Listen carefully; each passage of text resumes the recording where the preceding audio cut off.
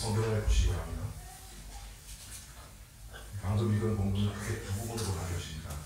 57절부터 68절까지가 한 부분이고요. 69절부터 끝까지 75절까지가 또 한 부분인데 여러분 성경에 아마 그렇게 구분이 되어 있을 겁니다. 앞부분은요, 예수님이 대제사장 단조로 끌려가셔서 신문을 받으시는 장면이고요. 그리고 뒤에 69절부터는 그 자리까지 몰래 따라가는 베드로에 대한 이야기입니다. 드라마로 치면 카메라 장면이 안에서는 재판이 진행 중이고 그 시간 바로 바깥 마당에서는 사람들이 불을 쬐고 있는 장면이 왔다 갔다 하는 거죠. 마태는 이 의도를 어떻게 표현을 했냐면 앞부분 예수님이 신문받는 장면 중에 다분히 의도적인 느낌이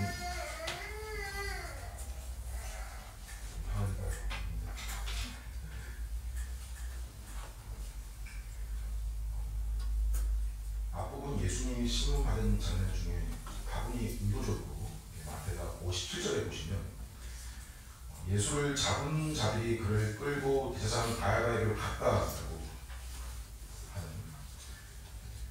58절에 베드로도 그 자리에 있었다라고 그렇게 밝히고 있습니다. 당시 대제사장의 반저 저택은요, 벽이 있고 그 벽을 통과하는 문을, 출입문을 들어가면 뜰이 있고요. 그 뜰 안에, 뜰 내에 건물들이 있는 형태로 지어져 있는 건데 건물 안에서 보면 그 뜰이 바깥에 있는 거죠. 바깥뜰이죠. 그런데 아예 그 관저 지경 바깥에서 보게 되면 벽 안에 그 뜰이 있는 거죠. 그래서 58절에 베드로가 멀찍이 예수를 따라 대제사장의 집 뜰에까지 가서 그 결말을 보려고 안에 들어가 그 집 하인들도 함께 앉아 있었다는 말을 하고, 그리고 59절부터는 다시 또 재판 장면으로 바뀌는 겁니다. 그러니까 그 재판 장면 그 부분에 베드로 이야기가 한 절로 샌드위치로 들어가 있는 거예요. 그리고 69절에 보시면 다시 베드로가 바깥들에 앉았더니 하면서 베드로 이야기로 넘어가는 구조입니다. 사실 별거 아닌 것 같지만 어떤 느낌을 주냐면 이 베드로라는 인물이 지금 이 흐름 가운데 굉장히 중요한 역할을 하고 있는 것 같은 모습으로 보이는 거예요. 물론 마태가 기록할 때 뭐 베드로가 지금 이 이야기 주인공이다 그렇게 생각했다거나 그런 식으로 기록하는 것은 분명 아니지만, 또 마태는 심지어 베드로의 이름을 무명 처리하는 것도 있었잖아요. 인명 처리로. 근데 베드로라는 인물이 지금 마치 주인공 같은 분위기가 사실 오늘 본문만이 아니라요, 역으로 거슬러 올라가 보면 이 마태복음 안에서 더 확연하게 다가옵니다. 몇 군데만 좀 짚어본다면 바로 앞 본문의 겟세마네 체포되시는 장면에서 51절에 예수와 함께 했던 자 중에 하나가 칼을 빼들었다. 마태는 굳이 익명 처리했지만 베드로였죠. 다 아는 거예요. 예수님 하신 말씀이 네 칼을 도로 칼집에 꽂아라. 칼을 가지는 자는 다 칼로 망한다. 내가 지금 12군단이나 되는 천사를 소집할 수 없을 줄로 아느냐? 이 말씀 들은 사람이죠. 또 바로 그 앞에는요, 주님이 3번 기도하실 때 제자들이 다 잤어요. 전부 다. 그때 주님이 누구에게 말씀했다고 나오냐면 40절에 콕 집어가지고 베드로에게 말씀하시되 너희가 나와 함께 1시간도 이렇게 깨어있을 수 없더냐? 나와 있어요. 그리고 또 바로 앞에 겟세마네 동산으로 이동하시면서 너희가 오늘 밤에 다 나를 버리리라 라고 하시자 베드로가 뭐라고 해요? 여기 모두가 주를 버릴지라도 나는 결코 버리지 않겠냐. 네가 오늘 밤 닭 문전에 3번 나를 모두 다 부인하리라. 내가 주와 함께 죽을지언정 주를 부인하지 않겠냐. 그러니까 계속 더 거슬러 올라가다 보면 유독 베드로 이야기가 많아요. 그래서 이렇게 거슬러 가다 보면 그 출발점이 어딘 거냐면 사실 마태복음 16장 신앙 고백부터인 거예요. 가이사랴 빌립보에서 주는 그리스도시요 살아계신 하나님의 아들이십니다라고 고백한, 또 다른 책 누가복음에 보면 더 거슬러 올라가 보면요, 어디서부터냐면 갈릴리에서 맨 처음 예수님 베드로를 부르실 때 분이 따르기 시작할 때부터 한 말, 그때 뭐라 그랬냐면 주여 나를 떠나소서 나는 죄인이로소이다. 자기가 죄인인 줄 알고 신앙 고백한 신앙인에게 일어나는 일을 보여줌으로써 결국 이 베드로가 제자들의 대표격이요, 또 믿는 연약한 모든 신자들의 대표격으로서 그가 마치 주인공처럼 보이지만은 그런 그를 이렇게 바뀌어 가게 하는 원인이 무엇이었으며 이 한 사람을 어떻게 바꾸어 가시나 이 연약하고 이 자기중심적인 한 인간이 어떻게 점점 참 제자가 되어가는 건가. 바로 이 일을 행하시는 분이 지금 주인공이신 거예요. 본문에서. 우리에게 그걸 보고서 너희도 지금의 너희 된 것이 어떤 원인과 어떤 은혜로 된 것인가를 잘 생각하라고 기록한 본문인 겁니다. 결론을 거의 미리 말해버리게 되는데 우리는 이 사실을 사실 너무 쉽게 잘 잊어버리고 살아요. 예수님이 겟세마네에서 체포되셔서 네제사장 가야바의 관저 집으로 끌려가셨는데 그때는 목요일 밤이 지나고 목요일 한밤이 지나고 금요일 새벽으로 넘어가는 깊은 밤 시간으로 추정됩니다. 근데 그 시간에 네제사장 관저로 가보니까 그 시간에 이미 서기관과 장로들이 모여있더라는 거예요. 57절이죠.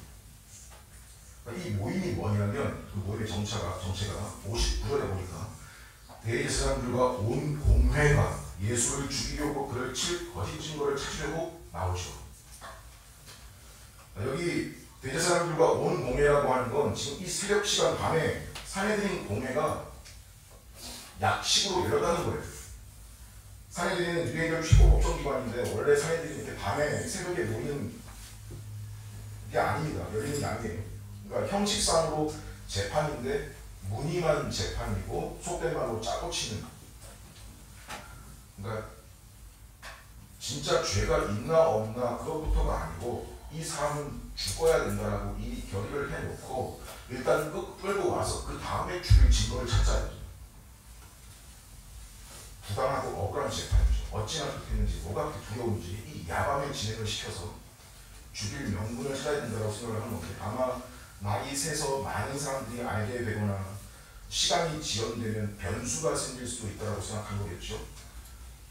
당시 산헤드린은 사형 판결이나 집행을 할 수 있는 권한이 없었습니다. 로마의 시민지였고 로마 정부의 권한이었어요. 그래서 사형에 해당하는 죄라고 일단 우리가 증거를 확보해서 우리의 그 총독인 로마인 유대 총독인 빌라도를 압박하자라는 계산이었던 겁니다. 그렇게 재판이 열렸고 사전에 많은 증인들을 끌어모았는데 율법에 따르면 신명기 17장에 재판에서 사형 판결을 내리려면 그 죄목에 대해서 두세 사람의 일치된 증언이 필요하다고 나오거든요. 율법상에. 근데 60절에 뭐라고 나오냐면요. 거짓 증인이 많이 왔는데 얻지 못하더니 뭘 얻지 못하는 거냐면 죽일 만한 증거를 찾지 못하는 거예요. 마가복음에 보면 좀 더 구체적인 게 이 재판이 그냥 무위로 끝날 뻔 했다는데 그 이유가 증인은 많이 왔는데 이 증인들이 하는 말이 서로 달라요. 한 가지 죄목을 말하는데 그 죄목에 대한 두세 증인의 말이 다른 거예요. 그러니까 그게 뭐냐면 위증이에요. 위증. 가짜 증거. 말이 안 맞는 거예요. 증거는 많았는데 또 사형에 해당할 만한 죄목이 아니었다는 거예요. 위증이었거나 일치되는 게 아니었거나 사형에 해당하는 제목이 아니었다. 주로 어떤 증언들이었을까 짐작을 해보자면 대표적으로 나왔을 만한 게 이런 거예요. 이 예수라는 자가 안식일을 어겼다는 증언들이 많았을 거예요. 안식일날 병자를 고치고 무슨 일을 했고 근데 그런 증언들은 위증은 아니잖아요. 사실이잖아요. 근데 그건 사형시켜놓은 제목이 아닌 거예요. 안식일을 어긴 죄는 회당에서 채찍질하게 돼 있지 사형감은 아닙니다. 그 외에 다른 증거들도 서로 다 말이 다르든지 사형감은 아니니까 그럼 여러분 이쯤 되면요 정상적인 재판이면 어떻게 해야 되는 거예요? 재판을 미루거나 연기하거나 재조사해야 이래 정상 아니에요.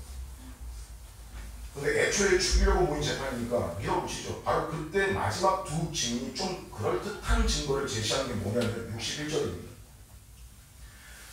저 예수라는 자가 자기가 성전을 허물고 3일 만에 짓겠다 그랬다. 유대인들에게 있어서 성전 모독죄는요 돌에 맞아 죽게 되어 있습니다. 사실 이 증언은 명백한 위증이었어요. 왜요? 예수님은 한 번도 자기가 직접 성전을 헐겠다고 말씀하신 적이 없어요. 요한복음 2장 19절에 너희가 이 성전을 헐라 내가 사흘 만에 일으키리라. 이 말씀은 성전된 자기 육체를 가리켜 하신 말씀이라. 즉 성전을 헐 사람들은 유대인들이지 너희들이지 그들이 예수님의 몸을 십자가에 죽일 것이고 사흘 만에 부활하실 것을 예고하신 말씀인 건데 그걸 알아먹지도 못하고 이 말씀을 왜곡시켜서 자기가 성전을 헐겠다 그랬다, 성전을 공격하고 파괴시키겠다라고 한 말이니까 얼마나 큰 죄예요. 근데 그러면 이것도 사용감이 사실 못된 건 애매해진 게 뭐냐면 그 뒷말 때문이에요. 성전을 헐라 끝나지 않고 내가 사흘 만에 다시 짓겠다 그러잖아요. 그래서 이 말만으로는 정죄하기로 애매하죠. 헐겠다 했다 쳐도 다시 짓겠다 그랬으니까 죽일 건수는 못 되죠. 근데 이런 억울하고 부당한 불법적인 정말 말도 안 되는 광경에 한 가지 의아한 점이 뭔 거예요? 바로 예수님의 침묵인 겁니다. 그런 말 한 적 없는데 바로 자기 변호를 할 만하고 싶은데 하지 않고 변명을 하거나 일절 자기 소견을 내놓지 않으십니다. 여러분 보통의 생각에는 누가 나를 말로 공격할 때 여러분 내가 침묵하고 있으면 내가 입을 다 닫고 있으면 그럼 뭐가 되는 거예요? 암묵적으로 너 할 말 없네, 네가 잘못 인정하면 하려니까 말하지 않는 거 아니냐 이럴 거 아니에요. 누가 나를 공격할 때 조목조목 논리적으로 반박하고 따져야 이기는 건데 입 다물고 있으면 심의하는 게 되고 뒤집어 쓰는 건데 주님은 침묵하세요. 왜요? 뭐 내 앞에 가치도 없는 거라고 생각할 수도 있는 거겠지만 상황이 아니면 말을 하는데 자기들도 말이 안 맞으니까 굳이 내가 말 꺼낼 거 없다는 상황일 수도 있는 거고. 근데 굳이 자기 변명하고 변호해서 그 위기를 모면할 때가 아닌 거죠.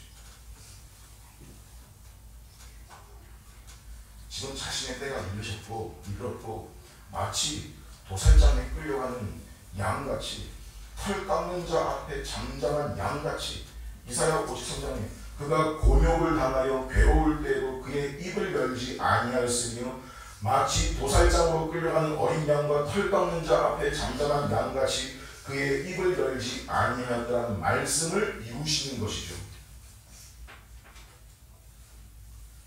가야바도 아마 상당히 초조하고 답답했던 것 같습니다.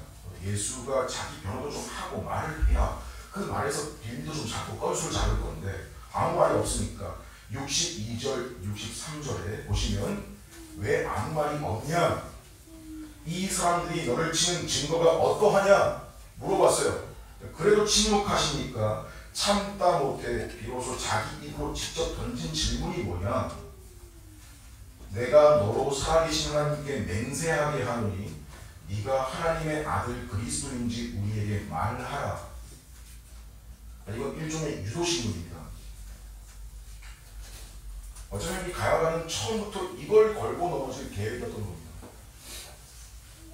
근데 이게 좀 재판 그 현장에서 좀 자연스러우려면 자기 입으로 직접 말 꺼내는 게 아니고 사람들의 입에서 이 증언이 나와줘야 되는 건데 사람들 증언이 여기까지는 미치지 못했죠. 아마 예수님이 제자들에게 예전에 사람들이 나를 누구라 하느냐 물어보셨을 때 대답이 뭐였어요? 사람들이 주님께서 그러는 엘리야, 그러는 침례요한, 선지자 중 하나 이런 정도였지. 하나님의 아들 그리스도, 이건 베드로가 한 고백이죠. 예수님께 대해서 이렇게 하는 말은 당시 아는 사람만 아는 정도이지 일반적인 지식은 아니었습니다. 그리고 예수님은 이 사실을 사람들에게 아직 밝히지 말라고 하셨습니다. 이걸 메시아 비밀사항이라고 보통 표현을 하는데, 왜냐하면 그 당시에 그리스도라는 칭호는 정치적 선동가의 의미로 많이 받아들여졌습니다.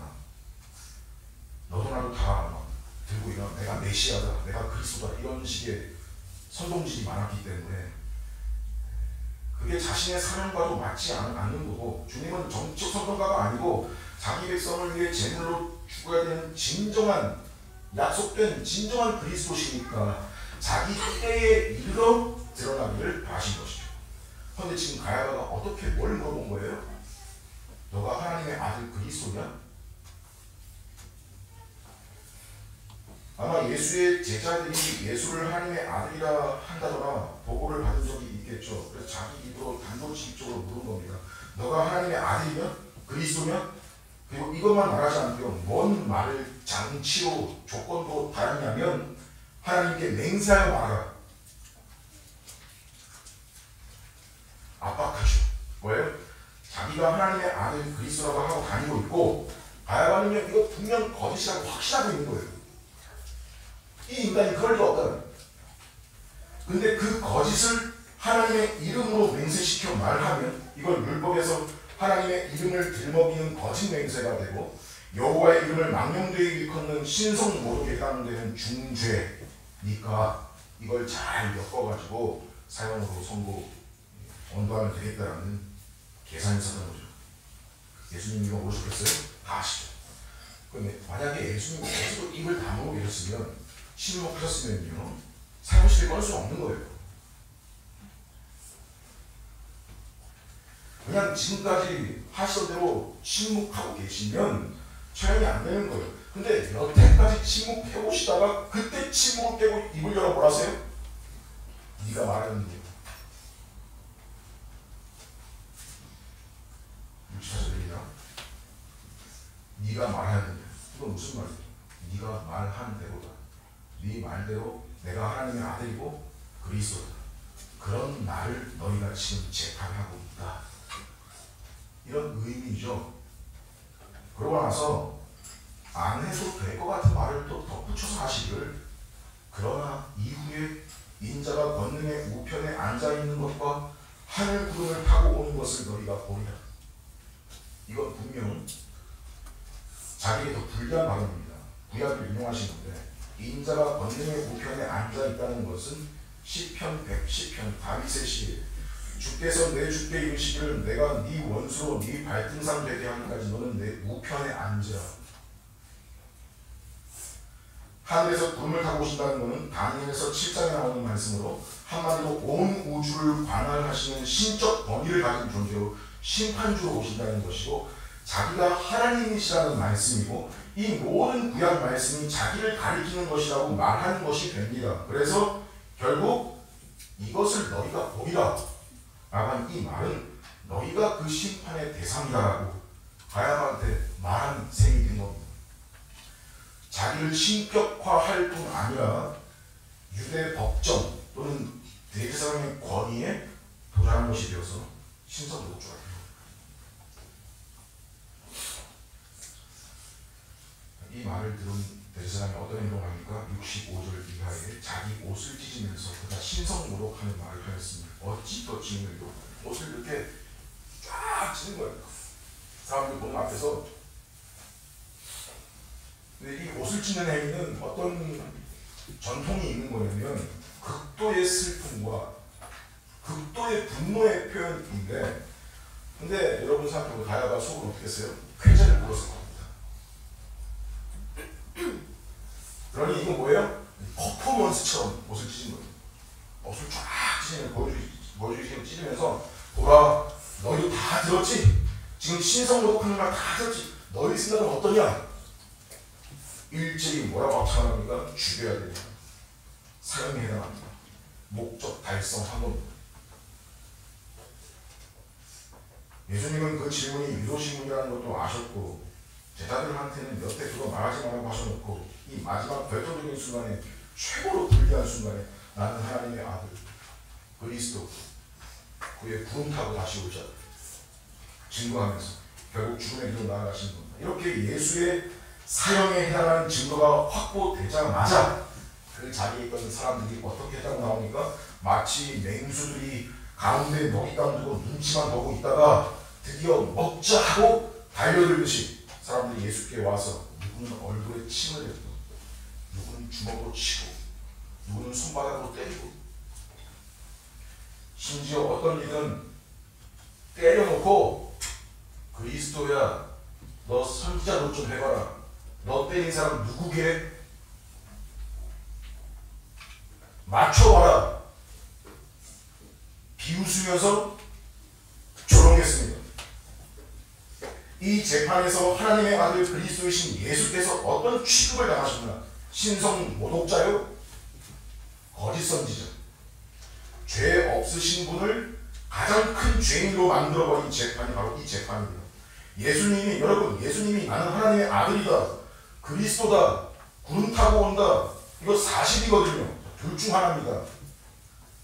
인류 역사상 정말 희대의 사기꾼, 희대의 거짓말장을 잘 골라낸 재판이든지, 아니면 이 재판은 인간이 하나님의 아들, 하나님을 재판한 말도 안 되는 재판입니다.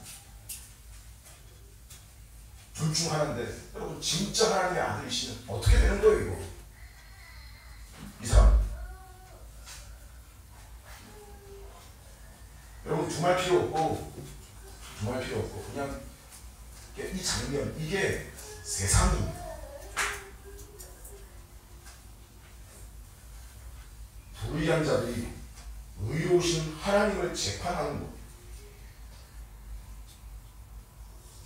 불의한 자들이 의로운 자를 박해하는 것, 불의한 자들의 목소리가 더 크고, 불의한 자들이 자신들의 성공과 목표를 이루려고 수단과 방법을 가리지 않는 것, 그 목표에 도달하도록 사람들을 부추기고 거기에 도달한 사람들은 알아주고 하나가 되는 것. 그러니 의로운 자 살기 힘들고 하나님 말씀 기준에서 살려고 하면 조롱을 당하고, 물론 우리도 이 세상에서 열심히 살아야 됩니다. 열심히 살다 보면 우리도 그 무리 속으로 들어가게 되는 일이 생기는데, 그 무리 속에 들어간다는 게 우리가 그 사람들이 가지고 있는 목적과 삶의 목표를 다 따르거나 그들이 추구하는 그 성공이 우리의 목적이라는 말은 아니잖아요.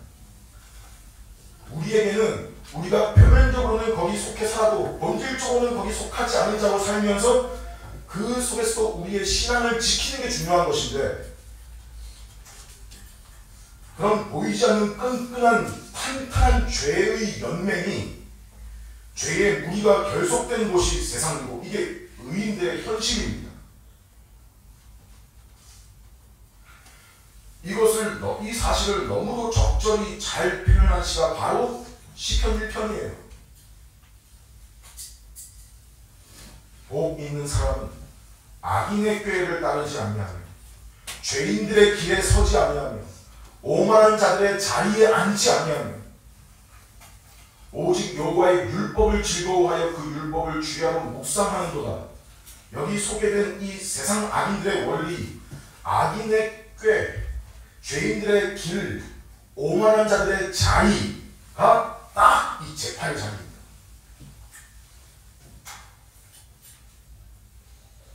그거의 절정을 이루고 있는 자리입니다. 근데 이 자리에 누가 와 앉아 있는 거냐면 베드로가 있는 거죠. 자, 어떤 연결점이 있길래 이렇게 말씀드리는 거냐면, 베드로가 이 자리에 온 이유는요, 앞부분에 우리가 지나쳐 왔는데 소개되는 158절을 보니까 베드로가 멀찍이 예수를 따라 예루살렘의 집들에까지 가서 그 결말을 보려고 안에 들어가 하인들과 함께 앉아 있더라. 여기에서 멀찍이 따라갔다는 건요, 일종의 안전거리 확보입니다. 여차하면 도망갈 거라는 거예요.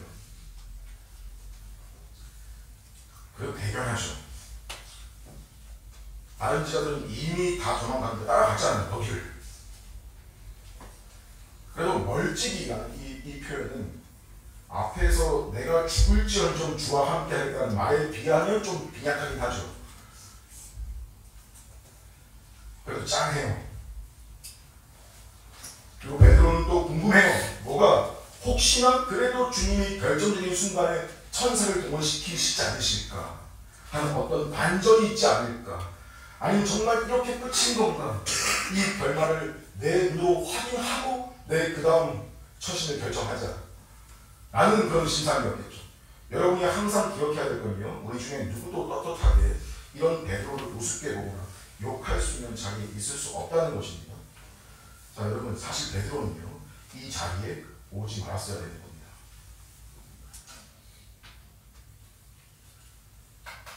여기는 피해야 할 자리입니다.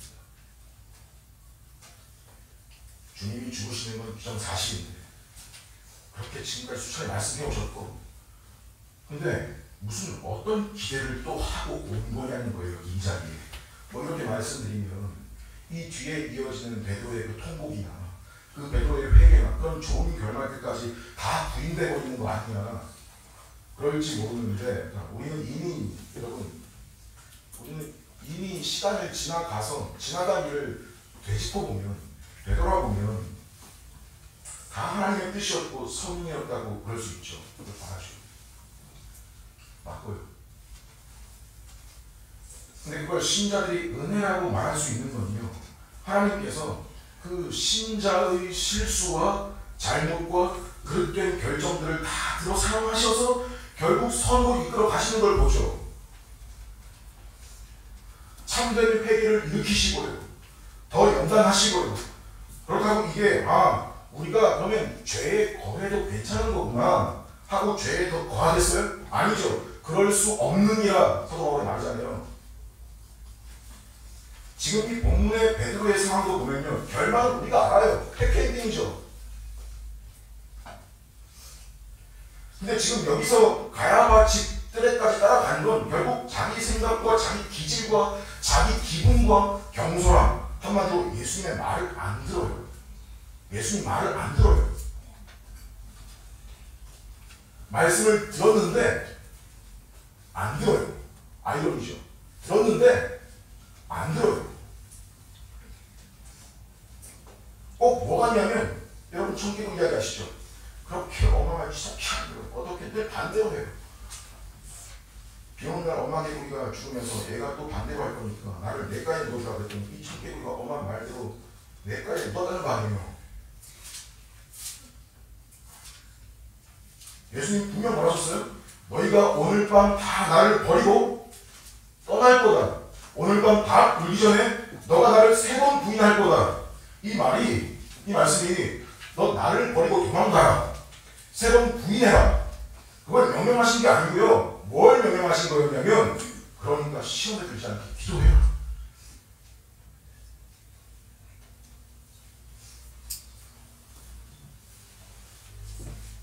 여러분, 베드로가 예수님이 하신 말씀을 조금이라도 진지하게 들었다면요, 애초에 어떻게 했어야 되는 거냐면, 겟세마네에서 예수님 기도하실 때 최소한 졸지 말았어야죠. 기도했어야죠. 왜? 자기가 들은 말이 있잖아요. 무슨 말을 들었어요?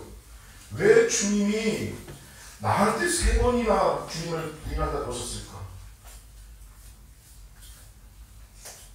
이것만 생각했어도 어떻게 감이 오겠어요? 우리는 이 디테일한 사건을 이야기식으로 보니까 당연하신데 우리 삶에도 그렇게 너무 많은 거예요. 사람이 그 소리를 듣고도 되게 기도를 안 하는 게 일반적인 현실입니다. 꼭 베드로처럼 되게 구체적으로 너가 오늘 밤 다 굴 전에 3번 나를 부인할 거야. 이 말씀과 같은 말씀을 많이 들어요, 사실. 근데 기도 안 하고 그 말 안 들어. 우리도 듣는 말이에요. 사실 어떻게 기도해야 되는 거냐면, 주님이 제가 그럴 거라고 말씀하시는데 하나님, 제가 시험에 들지 않게 해주십시오라고 기도가 나와야 되는 거 아니에요. 근데 내리 찾다는 건 그 이유가 어떨지 답이 나오는 거잖아요. 어떻게 해요? 자기 마음 가는 대로, 자기 생각대로, 자기 기분대로 정신 못 차리고 화를 빼잖아요. 그러니까 여기 가야바 집까지 따라간 것도 그 연장선상에 있는 거예요.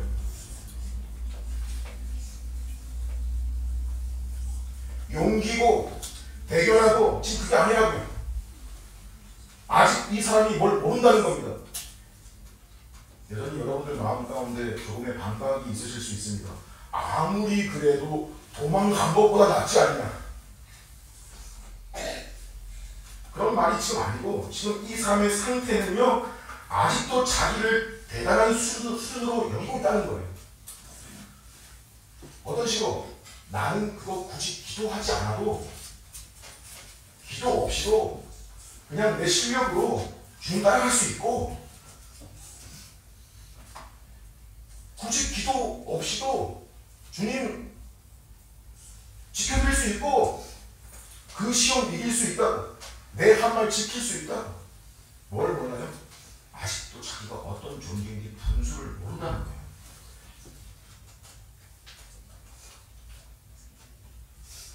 여러분, 이런 식인 게 우리 상황에서도 한두 가지는 아니지만 개인적으로 그렇고 교회적으로도 수없이 많습니다. 주님의 일을 한다고 하면서 교회를 위한다면서 교회에 대한 일을 하는데 정작 주님의 말씀을 매우 듣는데 말씀 잘 안 들어요. 그리고 자기를 하나님께 의탁하고 의존하는 기도도 없이 그렇게 하는 어떤 행동들, 발언들이 교회를 이끄는 것이 아니거든요. 근데 희한하게 교회를 보면 우리가 지나쳐온 교회들만 봐도 희한하게 교회에서 제일 목소리 큰 사람들이 그런 분들이에요.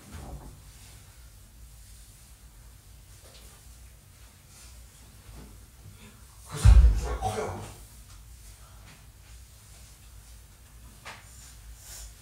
그것은 교회를 피곤하게 합니다.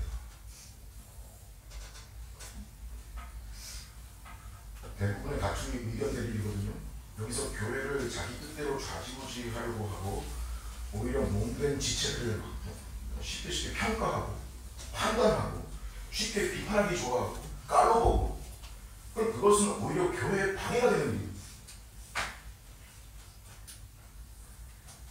그래서 우리가 항상 다 같이 조심해야 됩니다. 내 생각, 내 경험, 내 계산, 내 견적, 내 판단, 내 상식, 이런 것들로 교회의 일을 재단하고 내가 직장에서 하듯이, 내가 경험해본 공무원 세계에서 하듯이, 일반 사회에서는 이럴 때 다 이렇게 하고 편리하다는 식으로 교회를 끌고 가려 하면 여러분 의인들이 함께 괴롭게 됩니다.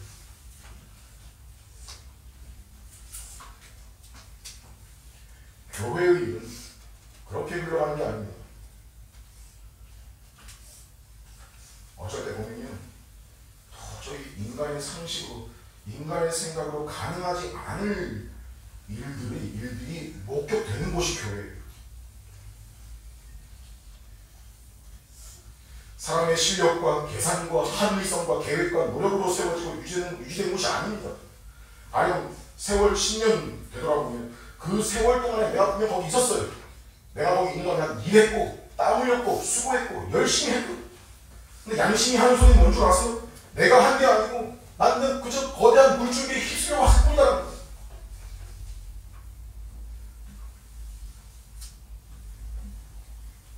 이게 비단 교회만의 일이 아니죠. 여러분의 개인과 가정의 세월을 놓고 겸손히 돌아보세요. 생각해보면 사실이 그렇다고요.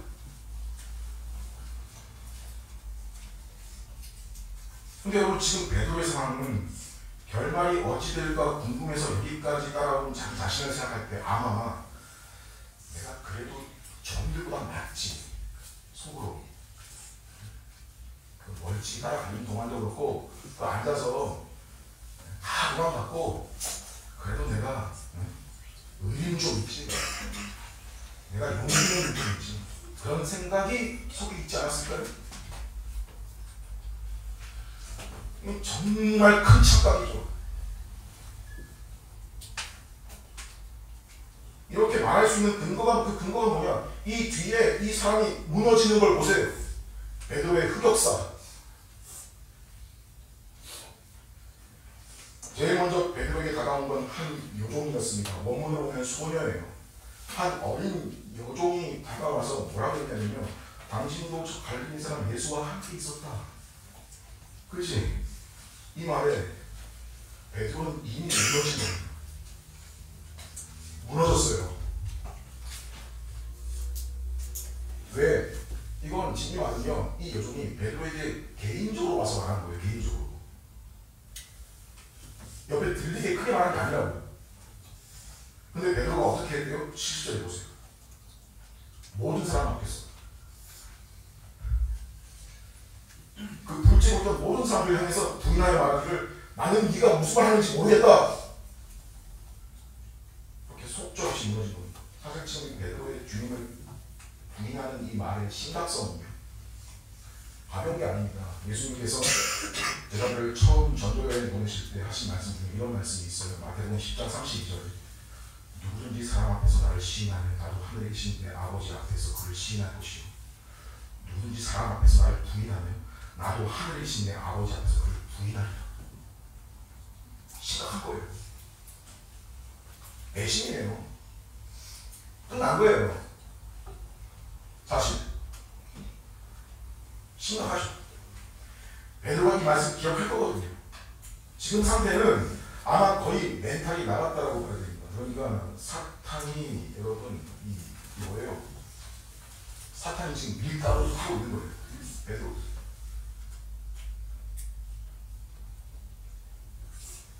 베드로가 어떻게 행동했대요? 당황해서 일어나가지고 그 집에 앞문 출입구까지 갔다. 그랬더니 또 다른 판결중이 이번에는 거기 있는 사람들에게 공개적으로 말하는 거예요. 이 사람이 나사렛 예수와 함께 있었다. 앞에 여기는 예수를 갈릴리 예수, 이 여기는 갈릴리 안에 있는 나사렛. 더 디테일하게 나사렛 예수가. 갈릴리는 나사렛은 다 전반적으로 어떤 느낌인 거냐면 예수라는 인물에 대한 적대적이고 아주 경멸하는 쪽으로 말하는 거예요. 베드로가 이번에 뭐라고 했대요? 맹세하고 구했답니다. 어떻게 해요? 나는 그 사람을 알지 못한다. 이제 주님도 알고 그 사람을 모른다. 예수님을 앞에서 말하는 그 여인은 나사렛 그 사람이라는 걸 받아서 그 사람입니다. 나도 당신들과 다르지 않은 사람이라고 맹세까지 하면서 확실히 선긋기를 하는 거예요. 그리고 잠시 후에 이제는 거기 있던 사람들이 다 같이 베드로에게 너도 진실로 그 도당이다. 그 패거리 중 하나다라고 말하는 요한복음 본문에 보면 그 중 한 사람이 조금 전 겟세마네 동산에서 주님 체포하는 자리에 있었고 베드로에게 귀가 잘린 말고의 친척이었대요. 요한복음에 나와요. 좀 빼봤잖아요. 뭐라 그러냐면 네가 그 동산에 그 사람과 함께 있는 것을 내가 보지 않았냐? 라고 팩트 체크를 한 겁니다. 그리고 또 하나 결정적인 증거가 베드로가 당황하는 바람에 두려움 중에 갈릴리 사투리가 나온 거예요. 사투리 쓰는 사람 예루살렘 가서 예루살렘 어휘만 쓰는데 잘 안 감춰지죠. 서울 처음 가서 서울말 쓰는데 어때요? 어디 하면 서울이죠. 대구말 경주말이다. 그래 그러자 그러면 좋겠다. 와 정말 억서 좋겠다.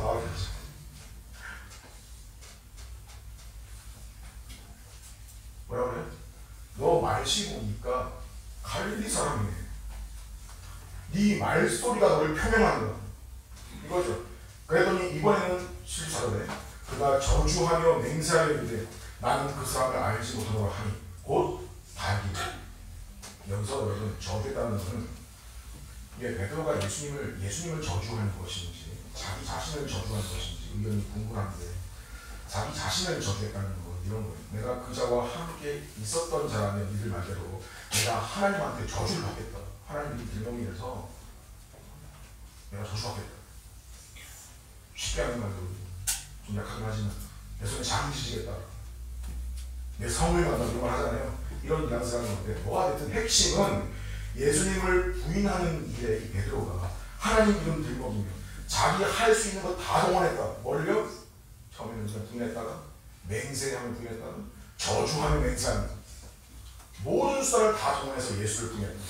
한마디로 뭐라 표현하기 힘든 안타까운 상황입니다.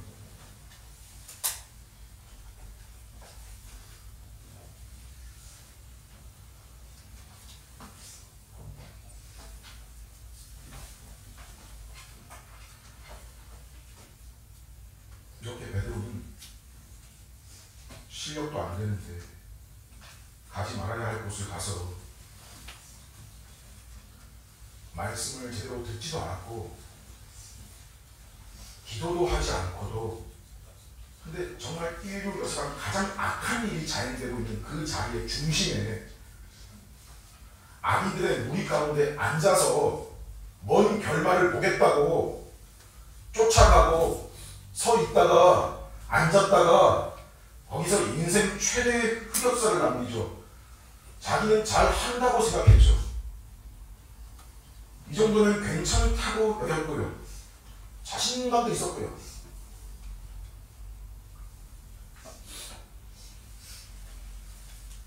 근데 지금 이 꼴을 보세요.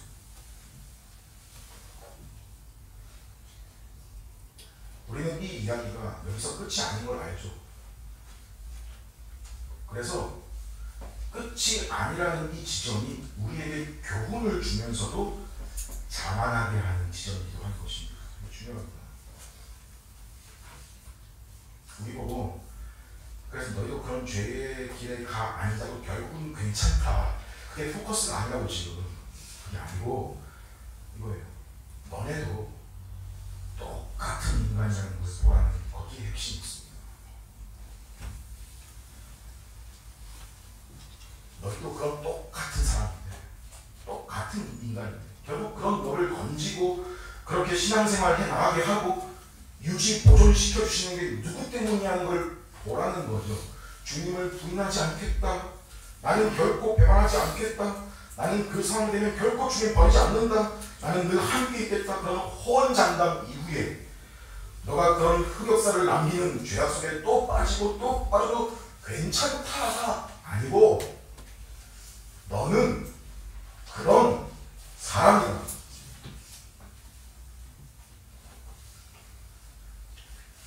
너도 그런 인간이고 네 발 디디고 있는 세상도 그런 세상이고 또 사단이 너희를 밀가부도 하려고 한다. 그 현실이다. 근데 결코 너를 상하게는 못한다.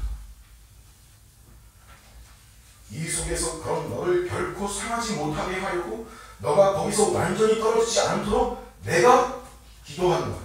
오히려 그 엉망진창 속에서 나는 너를 고쳐나가서 고쳐쓰려고 더 강하게 한다. 형제를 돌보게 하시고 형제를 굳게 하시고 내 양을 먹이라 하신다. 주님이 여기까지 우리를 몰고 가시는 겁니다. 실패인데 거기서 은혜가 출발하죠. 그렇다고 실패를 장려하는 건 아니죠. 깨어서 기도하라 하시고 형제를 굳게 하고 내 양을 먹이는 더 나은 존재로 하고 나가시는 겁니다. 여러분 베드로의 통곡이 생뚱맞을 수 있습니다. 어떻게 이렇게 갑자기 통곡을 하게 된 거지? 닭 울음소리를 듣고 너가 오늘 밤 닭 울기 전에 너가 나를 세 번 부인하라는 말씀이 생각이 났다라고 나오는데 누가복음에 보면 누가는 이 부분을 좀 더 밝힙니다. 뭐라고 나오냐면 누가복음 20장 61절에 닭이 울 때에 주께서 돌이켜 베드로를 보시니 베드로가 주의 하신 말씀이 생각나서 밖에 나가서 심히 통곡합니다. 뭐예요? 닭이 울 때 주님이 베드로를 보셨다. 그때 주님과 베드로의 눈이 마주쳤다. 그때 주님의 눈빛이 어땠을까요? 한심한 너와 이거였겠습니까?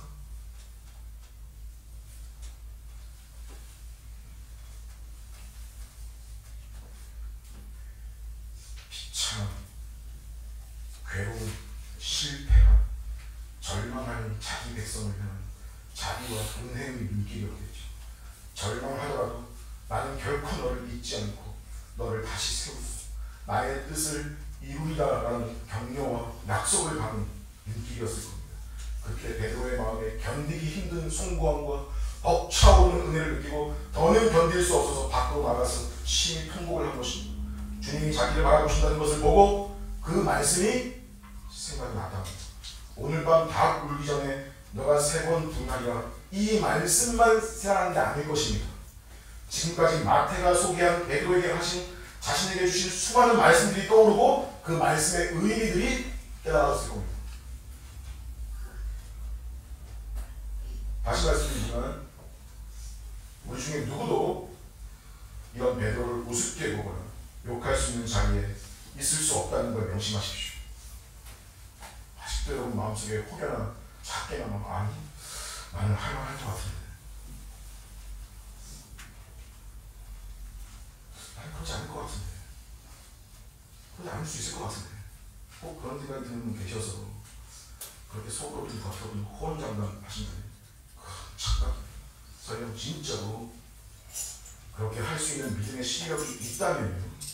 그래서 진짜로 자기는 그렇게 한다면요. 했다면요. 그것도 뭐겠어요? 그것도 여러분 자신이 잘 해서가 아닌 거예요. 여러분 덕택이 아닌 거라고요. 그래서 자기 자랑이 될 수도 없는 거라고요. 그것도 당연히 알겠죠. 그 사람. 그래서 나는 할만할 것 같은데 라는 생각이 사실 안 생기는 사람이어야 할 수 있는 거예요. 가능성을 두자면. 나는 그렇게 할 수 있는데 했는데 이게 안 생기는 종자라야 한번 기대나 해볼 수 있는 거예요. 한국의 교단들 중에 우리 침례교회는 사실 교단을 구성하는 교회들이 아닙니다만 일제강점기에 믿음의 성도들이 자기 신앙을 지켰다고 신사참배를 거부하고 온갖 고문과 생명의 위협 가운데도 그걸 거부하고 신앙을 지키는 거예요. 정말 고귀한 역사입니다. 그런데 그 고귀한 걸요 어떻게 끌어다 쓰냐면 그걸 가지고 광고를 하는 거예요. 우리 무슨 교단은 일제강점기에 신사참배를 거부한 교단으로 이렇게 올라오가 나가는 거예요. 그걸 뭐 폄하할 생각은 없지만 마치 그게 어떤 식으로 들릴 때가 있냐면 우리는 안 그랬다. 우리는 안 그랬다. 쟤네들은 다 그랬는데 우리는 안 그랬다. 결론은 우리가 더 잘났다. 종자가 다르다. 자기들이 그거 안 한 걸 가지고 자신의 자랑을 삼는 게 되면 그것도 보기가 안 좋아요. 느낌 이상해요. 싸해요. 분명 잘한 건데 사실 그것도 뭐예요? 하나님께서 은혜를 주셔서 그렇게 통과한 거 아니에요. 근데 뭔가 이미 출발부터가 경쟁이고 자기 자랑이고 그게 자신들의 칼이 되어 있는 듯한 느낌을 받을 때가 있습니다. 그래서 뭐가 나와요. 사실 거창하게 신사참배까지 갈 거 없고요. 정말 그 상황 닥쳤을 때 그렇게 믿음의 시력을 드러내는 게 가능한 사람은, 가능한 집단은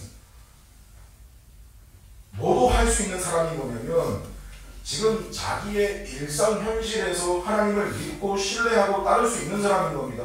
일상 중에 부모, 형제, 부부, 가정, 교회, 현대사람 이런 일상의 작은 거에서 주님 말씀 따르기가 만만치 않거든요. 다 아시잖아요, 여러분. 근데 여기서 주님이 하는 거 하겠다 하는 그런 태도가 있어야, 이 부분에서 그 태도가 있어야 그 더 큰 시험에서도 뭐 비교볼 거 아니겠습니까? 그래서 대부분 딱 보면 견적이 나오는 거예요.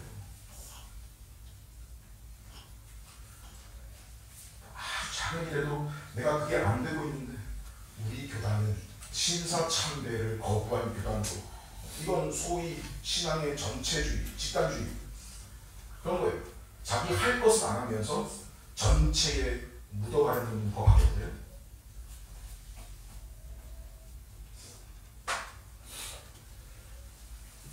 그저 여러분과 제가 있는 그 자리에서 엎드려 기도할 뿐입니다.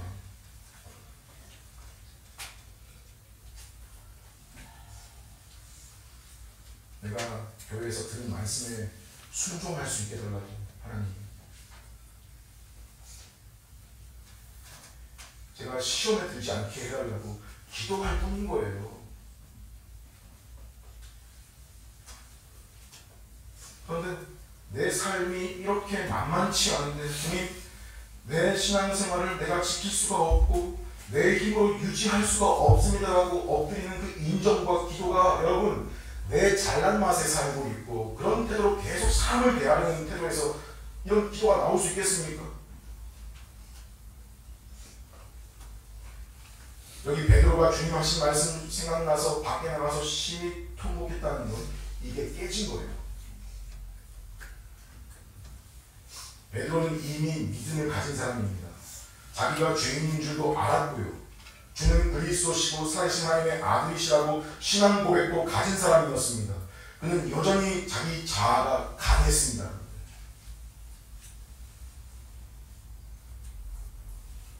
덜 깨졌죠.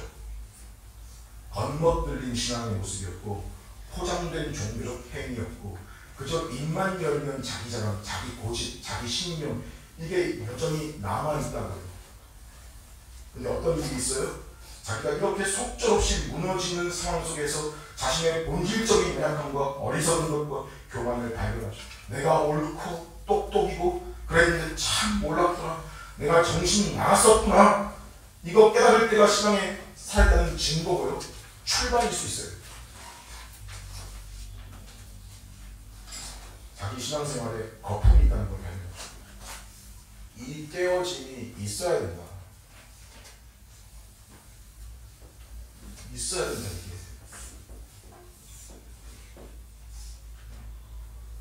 우리는 이걸 회개라 합니다.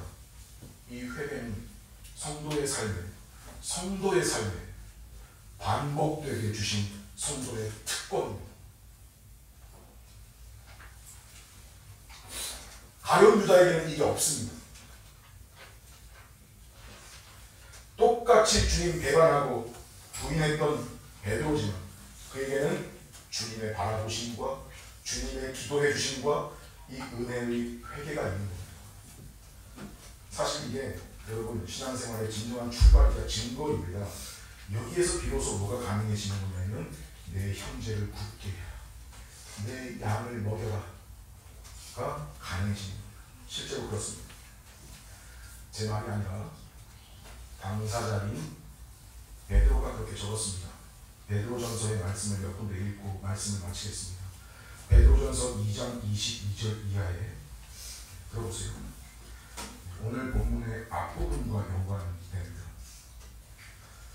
그는 죄를 범하지 아니하시고 그 입에 거짓도 없으시며 욕을 당하시되 맞대어 욕하지 아니하시고 고난을 당하시되 위협하지 아니하시고 오직 공의로 심판하시는 이에게 부탁하시며 친히 나무에 달려 그 몸으로 우리 죄를 담당하셨으니 이렇게 말하고 바로 다음 장 시작하자마자 나오는 말씀이 뭐예요?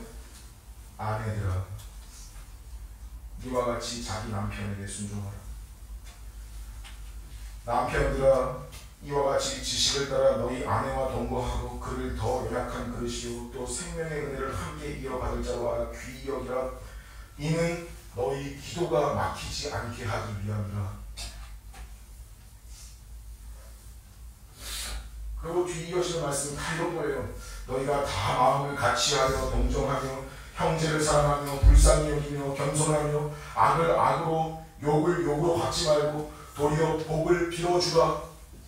이를 위하여 너희가 부르심을 받았으니.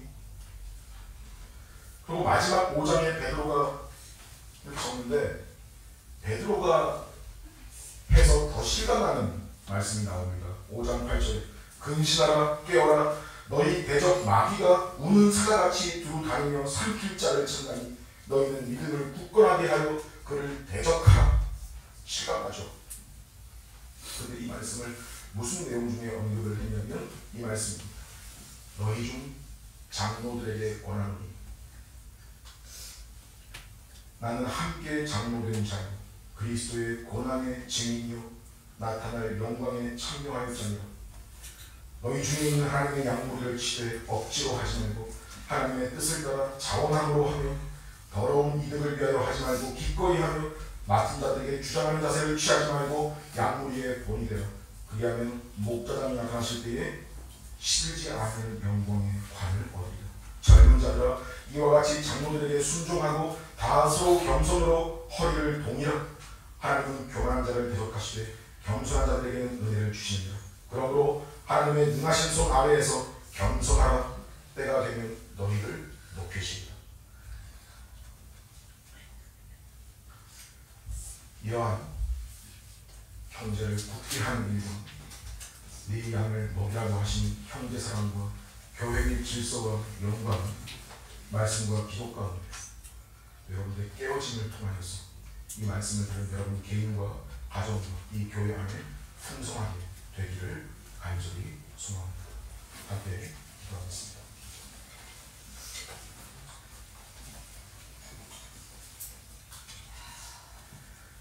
하나님 아버지 감사합니다.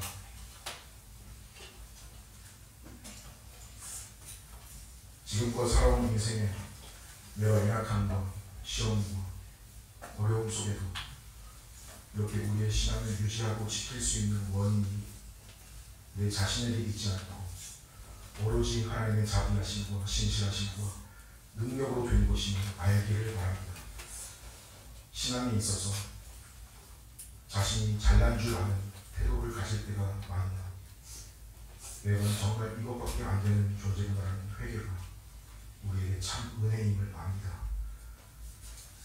자주 실패의 자리로 나아가는 어리석은 저희들이지만 주의 백성들, 자녀들을 사랑하시며 끝까지 사랑하셔서 변함없는 눈길로 또 영원한 중보로 저희를 바라보시는 주님의 은혜를 의지하게 하옵소서. 그렇다고 우리의 실패와 죄악을 강연시 여기지 않게 하소서. 우리에게 말씀이 생각나게 하시고 우리가 시험에 들지 않도록 깨우기도 하며 지금도 우는 사자와 같이 집어삼킬 자를 찾는 대적을 대적하며 진정으로 형제를 굳게 하고 인내와 성실로 주님의 양떼를 먹이는 저희들이게 하옵소서. 예수님의 이름으로 기도합니다.